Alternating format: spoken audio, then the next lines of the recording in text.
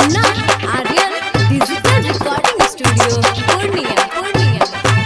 पूर्णिया पूर्णिया पूर्णिया खगड़िया सहरसा के छोड़ा दिलदार छई गे मैया singing by Munna Kushwaha.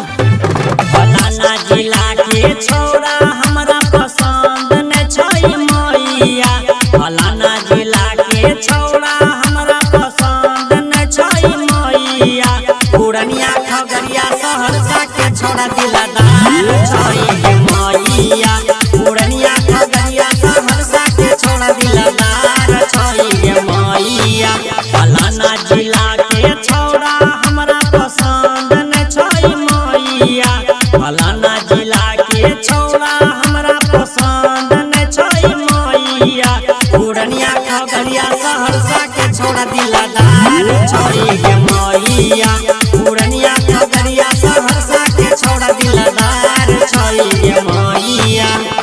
Mix by Chunna Aryan. Purnia Khagaria Saharsa के छोड़ा दिलदार छई गे मैया हिटके बाजार मधुबनी। सिंगिंग बाय मुन्ना कुशवाहा। हाँ महंगा महंगा कपड़ा मैया सब पिंकरइते हमारा ले झुमका पायल शहर से ले आइते जिला दरभंगा के छौड़ा बड़ा हीरो लागोगे मैया जिला मधुबनी के छौड़ा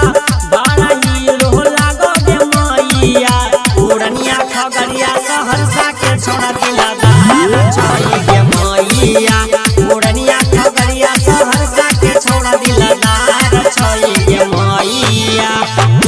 पूर्णिया खगड़िया सहरसा के छौड़ा दिलदार छई गे मैया सिंगिंग बाय मुन्ना कुशवाहा। हाँ बात बात में हमारा विदेश घुमैते नेपाल जाके मैया काठमांडू घुमैते बेचन मुन्ना मोमो चौमिन खिलैते गे मैया बेचन मुन्ना मोमो चौमिन खिलैते गे मैया पूर्णिया खगड़िया मधेपुरा के छोड़ा दिला